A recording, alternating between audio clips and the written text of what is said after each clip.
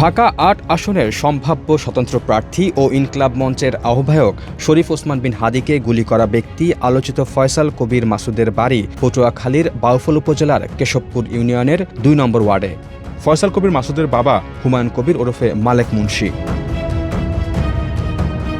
স্থানীয়দের সঙ্গে কথা বলে জানা যায়, প্রায় ৩০ বছর আগে মাসুদের বাবা মালেক মুন্সি পরিবারসহ ঢাকায় চলে যান। ঢাকায় তিনি তার শ্যালকের সঙ্গে কাপড়ের ব্যবসায় জড়িত ছিলেন। মাসুদদের পরিবারে রয়েছে ৩ ভাই ও ১ বোন।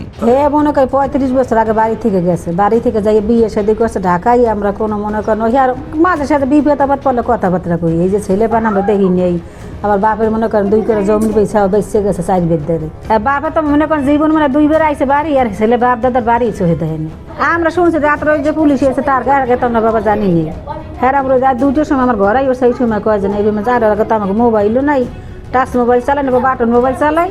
আর টাচ মোবাইল না আমরা খুনি না, আমার পোলাপান না বাড়ি, মাইয়ে না বাড়ি, আমরা 2 জন ঘরে।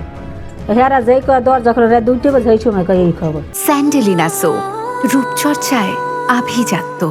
প্রতিবেশী জামাল হাওলাদার জানান, প্রায় ২০ বছর আগে একবার মাত্র মাসুদের বাবা এলাকায় এসেছিলেন। এরপর আর তেমন কোনো যোগাযোগ ছিল না কারো সঙ্গেই। ঢাকাতে মিলের ব্যবসা ট্যাবসা করতো, তো বাপের লাগে অনেক বছর পর দেখা হয়েছে, তো ছেলে মেলে চিনি না, তো বাপ ভালো আছিল। যে ঘটনা পরে শুনছি যে আর ছেলে এইরকম কাজ করছে, একটা মানুষ মার্গা লাগবে এটাতে সবার বেলায় খারাপ লাগে। আমি কই এইটা খারাপ হোক, যাই হোক ই হোক, এটা যে সরকার যেভাবে হোক এটার বিচার করলে প্রশাসন, তাই এটা আর সামনে যেখানে এই বেলা না, সবার বেলায় এই কাজটা আর করবো না। অন্য এক প্রতিবেশী নাহিদা পারভিন বলেন, মাসুদের সম্পর্কে কিছু জানতাম না, আজ বিষয়টি জানতে পারলাম। মাসুদের শাস্তিও চান এই প্রতিবেশী। আমরা ওর সম্পর্কে কিছুই জানি না, আমরা আপনাদের সুবাদে জানতে পারলাম আর কি।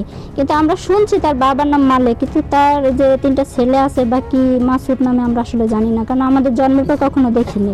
তার বাবাও ভালো মানুষ, বাবারও এরকম কোনো রেকর্ড নেই, কিন্তু বাবা মা তো শিখিয়ে দেয় না সন্তানদেরকে খারাপ পথে নেওয়ার জন্য। ওনার সাথে যারা জড়িত যেই হোক, তার জন্য দৃষ্টান্তমূলক শাস্তি হয়। মাসুদ বা তার পরিবারের সঙ্গে এলাকার কোনো সামাজিক সম্পর্ক নেই কারো। ঘটনার পর এলাকা জুড়ে নেমে আসে চাঞ্চল্য। তবে এই মাসুদের শাস্তি চান সবাই। রুমান আকন, বাংলাদেশ প্রতিদিন।